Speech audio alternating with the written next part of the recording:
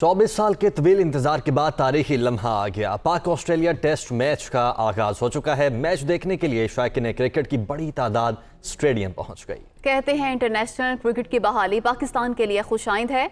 मजीद जानते हैं दुनिया न्यूज के नुमाइंदे मंसूर सती से।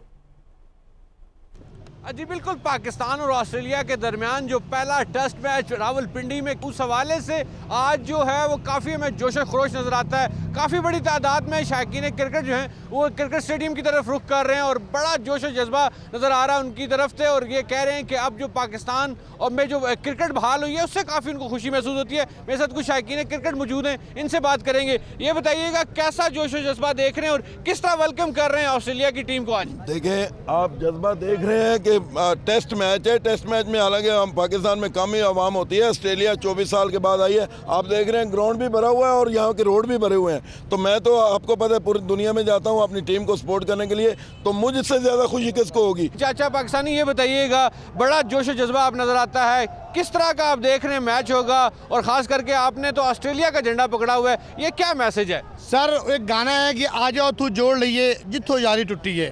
मैं T20 वर्ल्ड कप दुबई देख रहा था, मैंने पता चला कि आस्ट्रेलिया पाकिस्तान आ रहा है।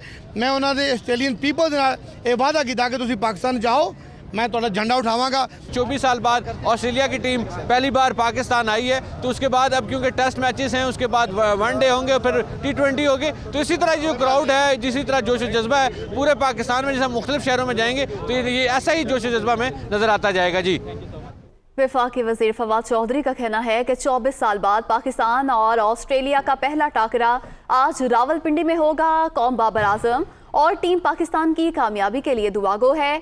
शुक्रिया ऑस्ट्रेलिया, आपने ये मार्च हमारे लिए खूबसूरत बनाया। ऑस्ट्रेलियाई हाई कमीशन ने इवेंट को मुमकिन बनाने के लिए बहुत मदद की। तो वफाकी वजीर फवाद चौधरी कहते हैं कि 24 साल बाद पाकिस्तान और ऑस्ट्रेलिया का पहला टाकरा आज रावलपिंडी में होगा। कौम बाबर आजम और टीम पाकिस्तान की कामयाबी के लिए दुआगो है। उन्होंने मजीद कहा कि शुक्रिया ऑस्ट्रेलिया, आपने ये मार्च हमारे लिए खूबसूरत बनाया, जबकि ऑस्ट्रेलियाई हाई कमीशन ने इवेंट को मुमकिन बनाने के लिए बहुत मेहनत की है। पैका ऑर्डिनेंस पर PBA की दरखास्त। इस्लामाबाद हाई कोर्ट के चीफ जस्टिस अतर मिनल्लाह ने दरखास्त पर समाअत की। पाकिस्तान ब्रॉडकास्टर्स एसोसिएशन की दरखास्त पर अटॉर्नी जनरल को नोटिस जारी। PBA की दरखास्त भी दीगर पिटीशंस के साथ समाअत के लिए मुकर्रर करने की हिदायत। इस्लामाबाद में पैका ऑर्डिनेंस पर PBA की दरखास्त। इस्लामाबाद हाई कोर्ट के चीफ जस्टिस अतर मिनल्लाह ने दरखास्त पर समाअत की। पाकिस्तान ब्रॉडकास्टर्स एसोसिएशन की दरखास्त पर अटॉर्नी जनरल को नोटिस जारी। PBA की दरखास्त भी दीगर पिटीशंस के साथ समाअत के लिए मुकर्रर करने की हिदायत की गई है। आपको बताएं कि पैका ऑर्डिनेंस पर PBA की दरखास्त चीफ जस्टिस अतर मिनल्लाह ने दरखास्त पर समाअत की। पीपल्स पार्टी का फैजाबाद के बजाय डी चौक पर पड़ाव डालने का फैसला। पीपल्स पार्टी ने इंतजामिया से डी चौक पर जलसा करने की इजाजत मांग ली। पीपल्स पार्टी की जानिब से चीफ कमिश्नर इस्लामाबाद को खत लिख दिया गया है। जरा ये बताते हैं 8 मार्च को डी चौक पर जलसा करने की इजाजत दी जाए। खत का ये मतन है। यासिर मलिक हमारे साथ मौजूद हैं। जी यासिर, क्या डिटेल्स हैं? जी बिल्कुल, पीपल्स पार्टी ने अहम फैसला जो है वो कर लिया है। पीपल्स पार्टी ने अवामी मार्च का रुख डी चौक की तरफ मोड़ने का बड़ा फैसला जो है वो कर लिया है।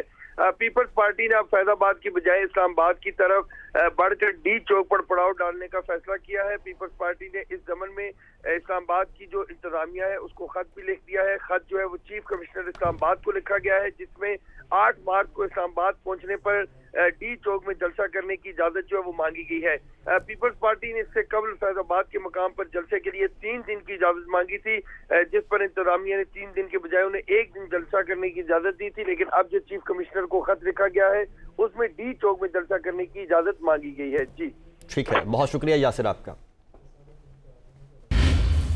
लाहौर में तर्जुमान पंजाब हुकूमत हसन खावर मीडिया से गुफ्तगू कर रहे हैं। जो है वो चला दी है और वो बखूबी चला रहे हैं और आखिर में सारा जो मलबा है वो गिरेगा नून लीग पे और हो सकता है कि छोटे भाई की फिर काफ़ी सरजनिश भी हो और बड़े भाई से डांट डपट भी हो। और इधर जो उनके केसेस हैं वो तो आपको पता है तेज़ी से आगे बढ़ रहे हैं, तो ये नाकाम हो जाना है। बाकी ये है कि बिलावल साहब जो है वो आतिशबाजी की तैयारी में है और लोग इकट्ठे कर रहे हैं चौक में, लेकिन जब वो ख़त्म होने लगेगी तकरीब तो उनको पता चलेगा कि उनके पटाखे जो हैं वो गीले हो चुके हैं और फटने से पहले ही ठुस हो जाएंगे। अच्छा खान साहब, ये फरमाइएगा कि जो एक तरफ तो लॉन्ग मार्च हो रहा है, दूसरी तरफ जो है तरीके में इत्मीनान पे बात हो रही है। कल परवेज लाई ने कहा है कि हमारी तहरीक एतमाद पे जब इमरान खान उनके घर गए तो कोई बात नहीं हुई। क्या समझते हैं कि इत्तेहादी आपके साथ हैं? इत्तेहादी हमारे साथ हैं, ये बात हम भी कहते हैं, ये बात इत्तेहादी भी कहते हैं, ये बात पूरी दुनिया कहती है।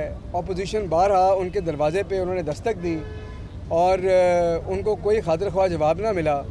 अब ये बात अगर कोई नहीं मान रहा तो सिर्फ हमारे मीडिया के दोस्त नहीं मान रहे, इत्तेहादी। हसन खबर मीडिया से गुफ्तगू कर रहे थे। आगे बढ़ते हैं। परवेज इलाही का कहना है कि इतनी बड़ी हांडी चढ़ी है, कुछ तो निकलेगा, पहले उबाल आ जाए फिर आपको बताएंगे। वजीर आजम से मुलाकात के दौरान तहरीक अदम एतमाद पर कोई बात नहीं हुई।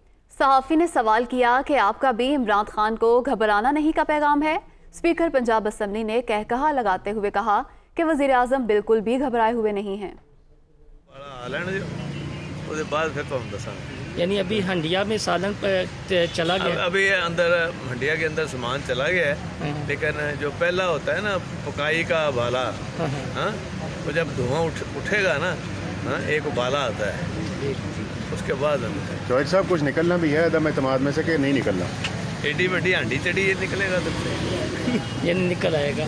और तहरीक अदम एतमाद की बात हुई जब इमरान खान आए आपकी तरफ परसों, और जो 48 घंटे मौलाना फजल रहमान ने कहा है वो तो फजल रहमान साहब बताएंगे। जॉयद साहब अब आपका ये पैगाम है जो मोनस साहब का पैगाम था वज़ीर आज़म के लिए कि घबराना नहीं है?